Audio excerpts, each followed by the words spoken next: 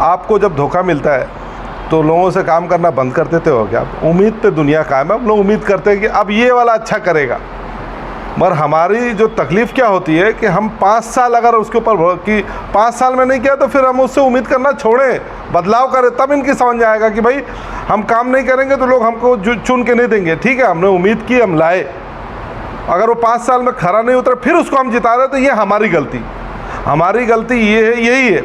अगर कोई काम कर रहा है 5 साल में तो उसको जिताइए, नहीं काम कर रहा है तो मत जिताइए, उसको भी एक ही मौका मिले। हम 2-2, 3-3 मौका देते हैं शहर में।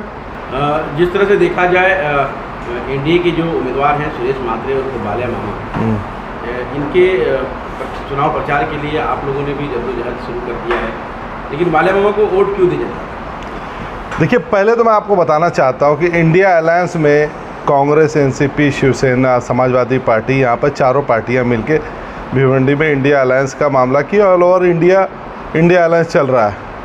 तो मामला मैं आपको बताता चलूं कि भिवंडी के अंदर इंडिया अलायंस के नाते बाल्या मामा जी को लोग पसंद कर रहे हैं, क्योंकि एक हवा चली है। जो इलेक्शन जो हो रहा है, कोई पॉलिटिशियन नहीं लड़ रहा है यहाँ पर, या आवाम खुद लड़ रही है इलेक्शन। यहाँ पर आप बात को समझिए, लगी हुई है पूरी तरीके से। और आपको पर्चा जब नॉमिनेशन फाइल हुआ, मैं तो उसी दिन आया हूँ, उस दिन आपको दिखी होगी जनसमूह, जो जन सैलाब था, वो आपको समझ में आया होगा कि पब्लिक इलेक्शन लड़ रही है, पॉलिटिशियन इलेक्शन नहीं लड़ रहे।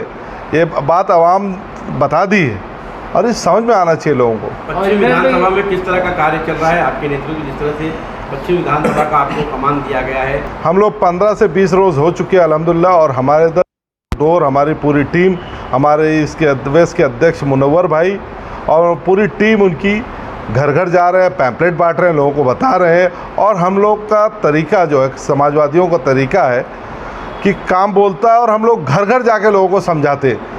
अगर कोई बहुत बड़ी सभा लेके आप समझाओगे आधा घंटा 1 घंटे में, ठीक है, लोग याद रखते हैं, कुछ लोग पहुँचते, कुछ नहीं पहुँचते, मगर जब आप घर घर जाते हो तो उसका इफेक्ट अलग आता है। और पैम्पलेट देना, समझाना, इस तरीके से हमारी 2-2, 3-3 टीम निकली हुई है और जा रही है, लोगों को समझा रही है। रोज़ 7, साढ़े 7 बजे से शुरू कर रही है, रात को 11-12 बजे तक लोगों के यहाँ जा रहे हैं। तो जिस तरह से देखा जाए रियाज भाई, महज कुछ दिनों बचे, 15 दिन बचे हैं, किस कैंपेनिंग में लोगों का किस तरह से प्रतिसाद मिल रहा है, किस तरह का प्रेम मिल रहा है उम्मीदवार बाल्या मामा को? लोगों को बहुत मोहब्बत मिल रही है और लोग अपने से काम कर रहे हैं, और कोई बहुत बड़ी चीज़ें नहीं है। मगर हम लोग जो वर्किंग कर रहे हैं, पॉलिटिकल पार्टी को वर्किंग जो करना चाहिए और जो हम लोग कर रहे हैं, सिर्फ वोटिंग परसेंटेज बढ़ाना है। जैसे पिछले इलेक्शन में 37% पोलिंग हुई थी भिवंडी शहर में, जो सही हो यही होगा। और अब के हम लोग की जो मेहनत है, कोशिश है कि किसी भी तरीके से ये पोलिंग परसेंटेज 65 तक आए, 65 तक। इसलिए हम लोग भी और मेहनत कर रहे हैं, लोगों तक जा रहे हैं, लोगों को बोल रहे हैं आप वोटिंग करिए। वोटिंग तो सब करना चाह रहे हैं, मगर कैसे क्या है, कुछ लोग घर के रह जाएंगे, बाल्या मामा को ही वोट करना चाहते हैं, इंडिया अलायंस के कैंडिडेट को ही वोट करना चाहते हैं। मैं जैसे चुनाव निशान उनका तुतारी है, वो लोगों को बताना और वोटिंग परसेंटेज के लिए घर घर निकालना, उसके लिए हम लोग बैकएंड पे टीम रखे हैं, टेली कॉलिंग की और अलग अलग टीमें हैं जो लोगों को बता रही है। हमारे व्हाट्सअप मैसेज, हम लोगों ने 50-55 हज़ार आदमी का जो भी काम इतने दिन में किया, 50-55 हज़ार आदमी का, 60 हज़ार आदमी का जो भी काम हमने किया, उस हिस्से लिहाज से हम लोग उनको कॉलिंग कर रहे हैं, उनको व्हाट्सएप पे मैसेजेस भेज रहे हैं।